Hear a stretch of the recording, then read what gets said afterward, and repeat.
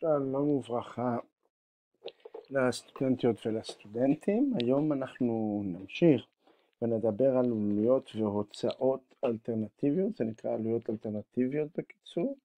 נדבר על הוויתור הנדרש במוצר אחד במונחי אותו מוצר כדי לייצר את היחידה האחרונה.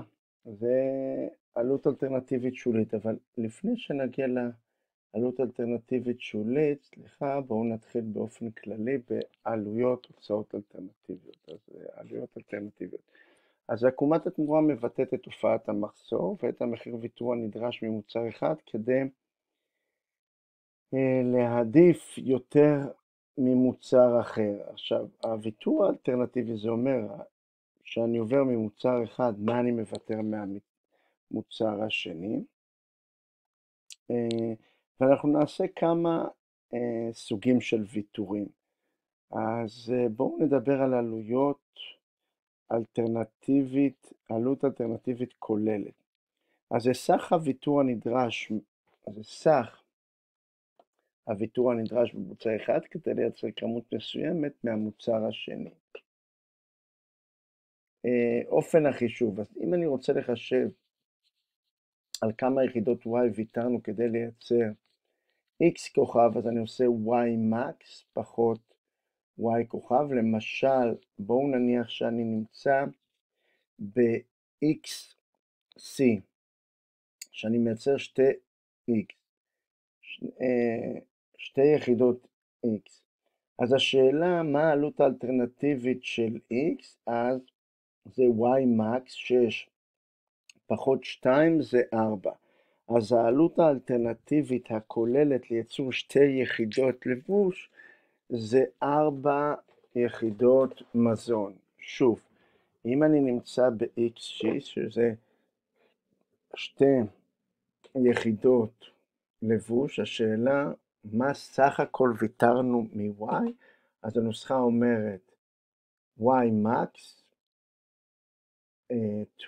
פחות y כוכב, שעכשיו אני נמצא שאני ב-xc, אז אני גם ב-yc, אז 6 פחות 2 זה 4. זה אומר שאם נוותר על שתי היחידות לבוש הראשונות, נקבל עוד 4 יחידות מזון. אז העלות האלטרנטיבית הכוללת לייצור שתי יחידות לבוש זה 4 יחידות מזון. הפוך אני יכול לעשות, מה העלות האלטרנטיבית של YC, של שתי יחידות Y. אז איך עושים פה? שוב, אותו דבר, X max פחות X כוכב. כלומר, 3 פחות 2 כדי לייצר שתי יחידות מזון, אני ויתרתי על יחידת לבוש, 3 פחות 2. בסדר? לייצר שתי יחידות מזון, ויתרתי על יחידת לבוש. עלות אלטרנטיבית ממוצעת. אז עלות אלטרנטיבית ממוצעת למעשה זה אותו דבר, רק אני מחלק באותו מוצר בכמות שאני משתמש. בסדר? אז נניח נעשה בנקודה C, אם נעשה ל-X, אז השאלה כמה יחידות בממוצע ויתרנו על כל X.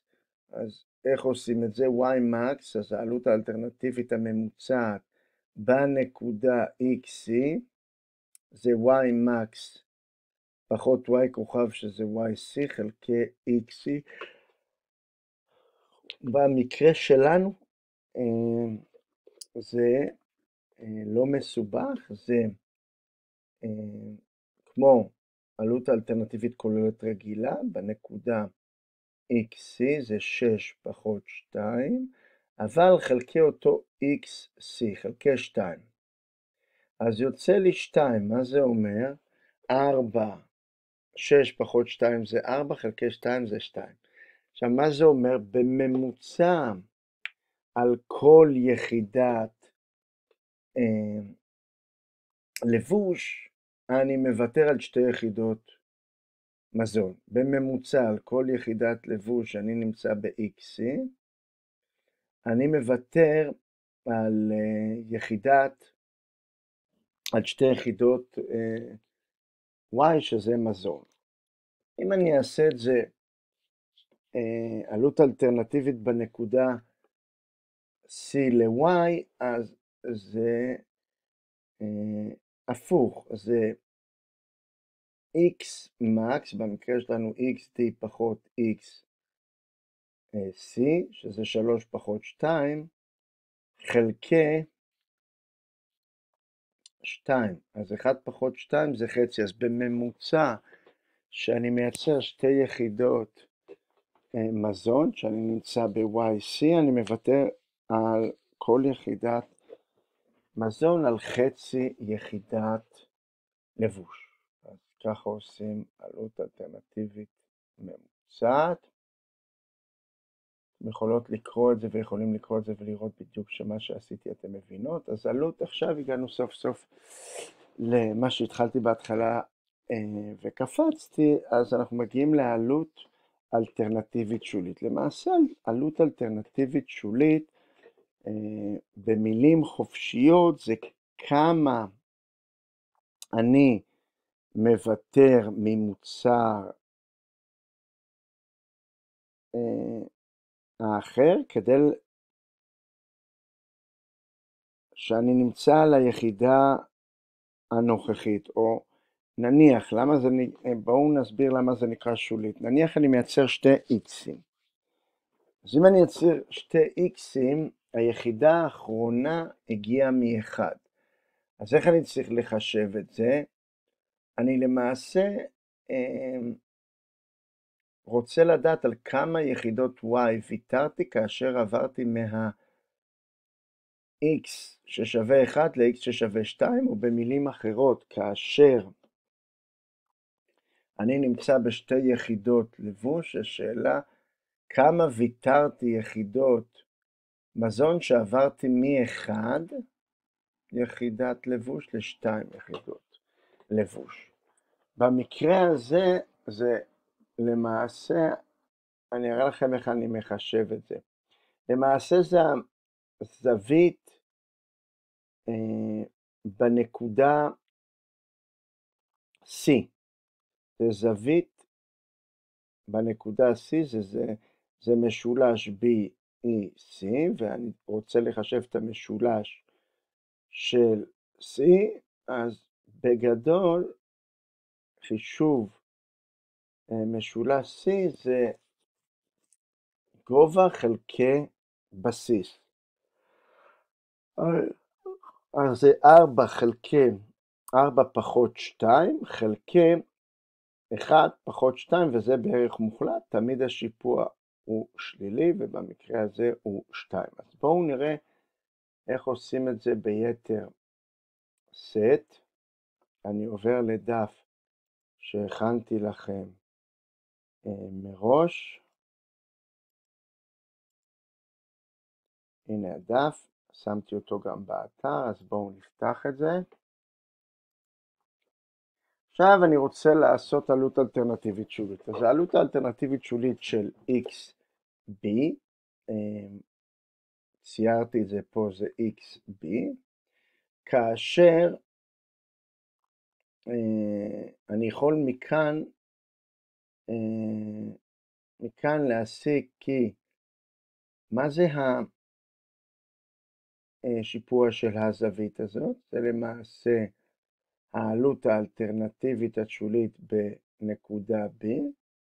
עכשיו, אם אני נמצא בנקודה B, אז ה-X שלי שווה 1. מאיפה הגעתי ל-X שווה 1? מ-X שווה 0. אז המשולש הרלוונטי שלי, או הנקודות הרלוונטיות שלי, זה A ו-B.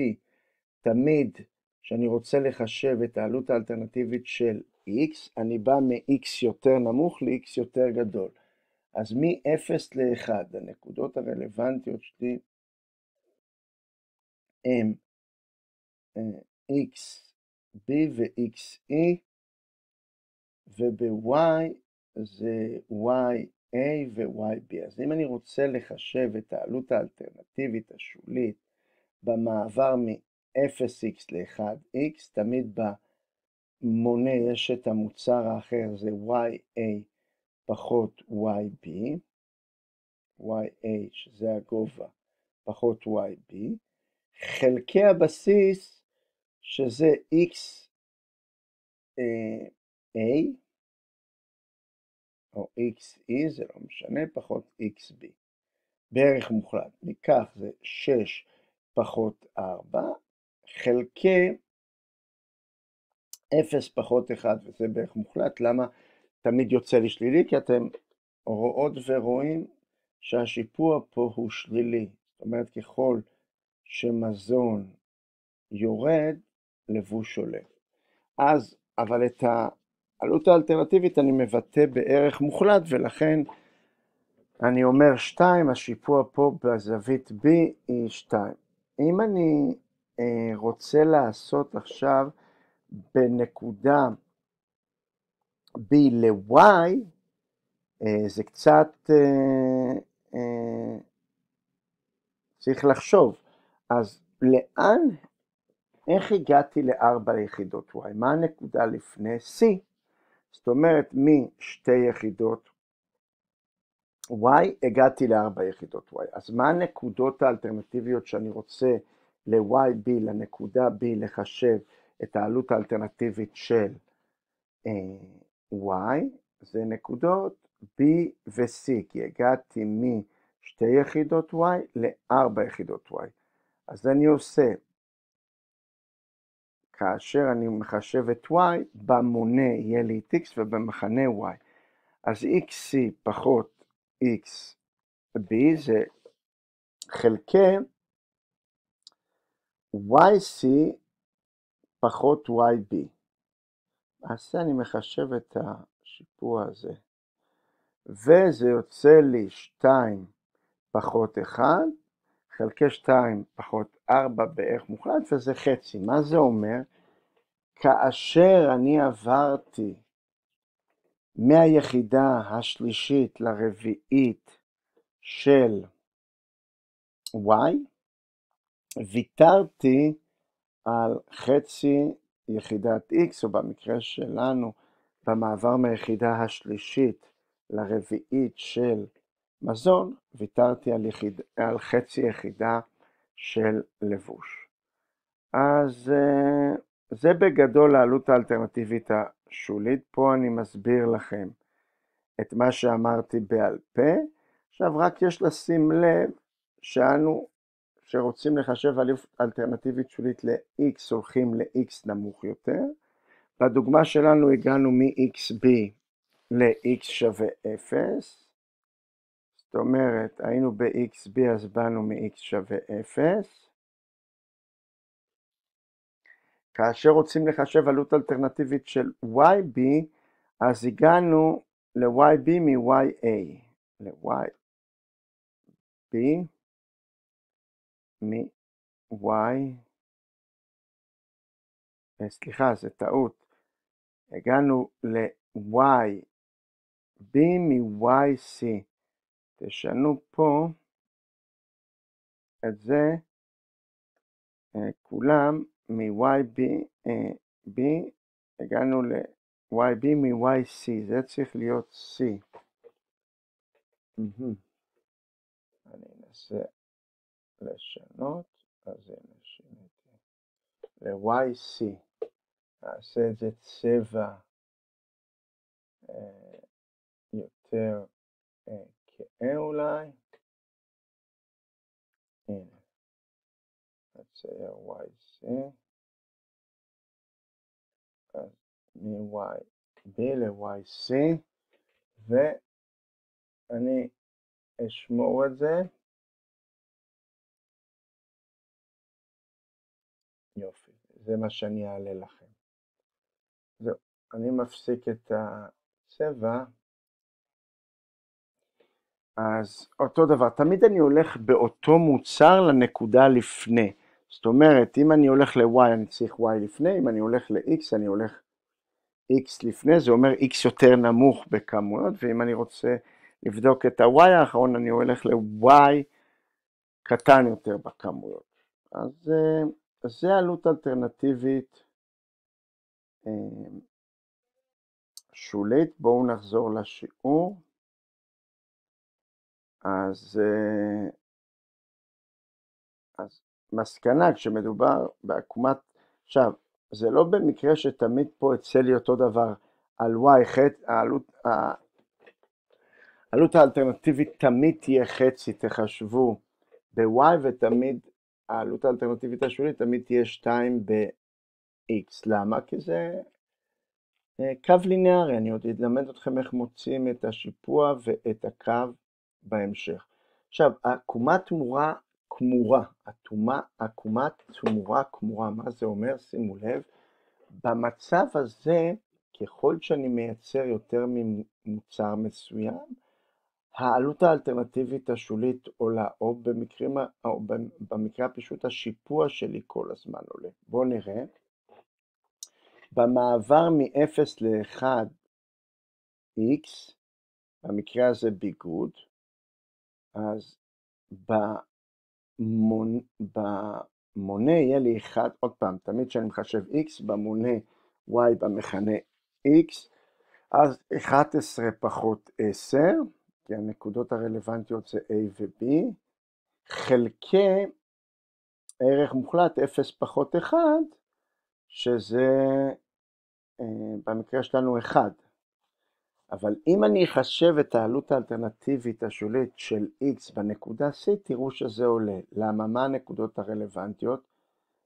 ל-2x הגעתי מ-1x, אז הנקודות הרלוונטיות זה C ו-B, ולכן מה שאני עושה זה 10 פחות 8 זה 2, חלקי 1 פחות 2 בערך מוחלט, חלקי 1, הפעם השיפוע עלה ל-2, מפה השיפוע 1, פה 2.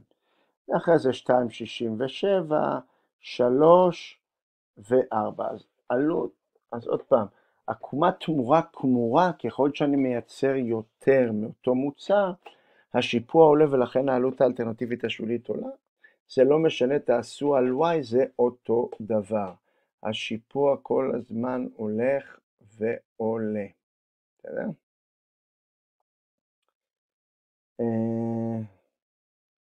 זהו. אני רוצה לעשות לכם עכשיו תרגיל כיתה, לסכם את כל מה שלמדנו היום. אז בואו נעשה תרגיל. עלויות אלטרנטיביות, תרגיל כיתה. להלן אפשרויות הייצור בתעסוקה מלאה של מסעדה מייצרת פלאפל ופיצות.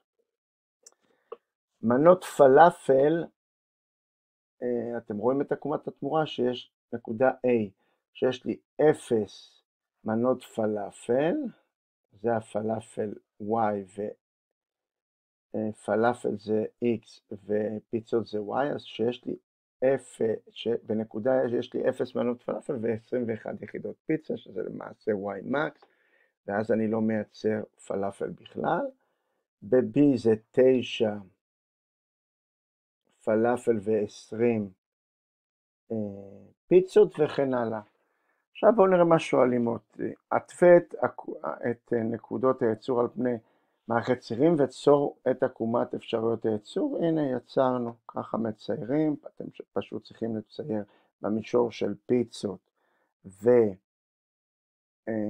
ופלאפל, רשום לכם גם פה x זה פלאפל ו-y זה פיצות, אתם רושמים פשוט את הנקודה, a זה 0 x ו-21y, אחרי זה b זה 9x ו-20y וכו' וכו', ומציירות ומציירים את עקומת התמורה.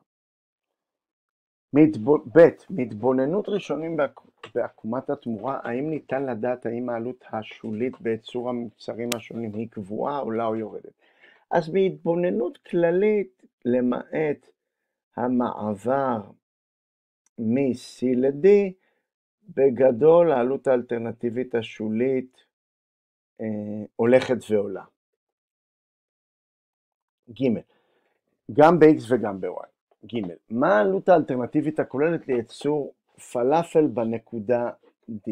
אז עוד פעם, העלות האלטרנטיבית הכוללת לייצור פלאפל בנקודה D.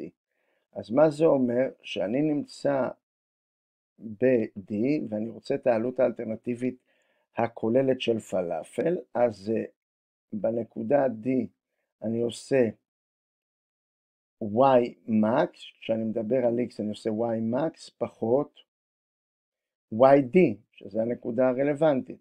אז זה 21 פחות 10, זה 11.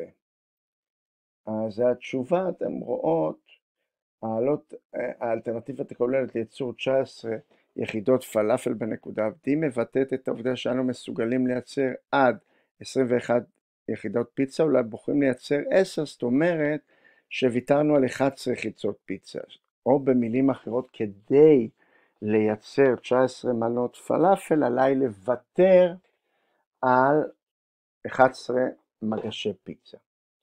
הלאה, ד' מה העלות האלטרנטיבית הכוללת לייצור פיצות בנקודה B? אז אם אני הולך לנקודה B, העלות האלטרנטיבית של ייצור פיצות זה שאני מייצר את 20 יחידות פיצות על כמה סך הכל מנות פלאפל אני מוותר. אז זה למעשה בנקודה B זה x max שזה 21 פחות xb. 21 פחות 9 זה 12. אז כשאני מייצר 20 מגשי פיצה, אני מוותר סך הכל על 12 מנות פלאפל, והנה זה התשובה. היי, מה העלות האלטרנטיבית הממוצעת לייצור פיצות? מהי העלות האלטרנטיבית הממוצעת לייצור פיצות בנקודת הייצור B? אז עלות אלטרנטיבית ממוצעת בנקודה מסוימת זה כמו העלות הכוללת, רק אני מחלק במוצר שאותו אני מודד. אז אם אומרים לי מה העלות האלטרנטיבית הממוצעת לייצור פיצות בנקודה B, אז מה שאני עושה זה אותו דבר כמו שעשיתי מקודם.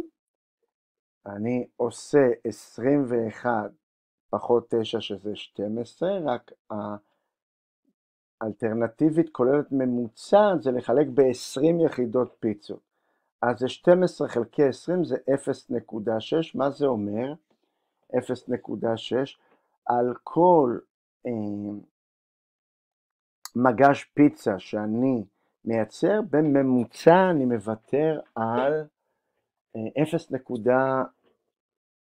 מנות פלאפל. אז כשאני מייצר 20 יחידות פיצות, בממוצע על כל יחידת או מגש פיצה אני מוותר על 0.6 מנות פלאפל, וזה בדיוק מה שכתוב פה. עכשיו, האחרון חביב, החישוב האחרון, מה העלות האלטרנטיבית השולית לייצור פיצות בנקודות הייצור A ו-C? אז מה זה העלות האלטרנטיבית השולית לייצור פיצות?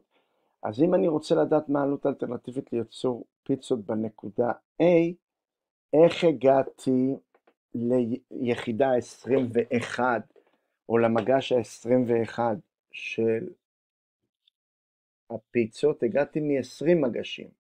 אז הנקודות הרלוונטיות הן A ו-B. עכשיו זה הגיוני, כי תמיד כשאני רוצה לחשב את Y, אני צריך את ה-Y הנמוך ממנו הראשון. במקרה הזה זה 20, זה YA ו-YB.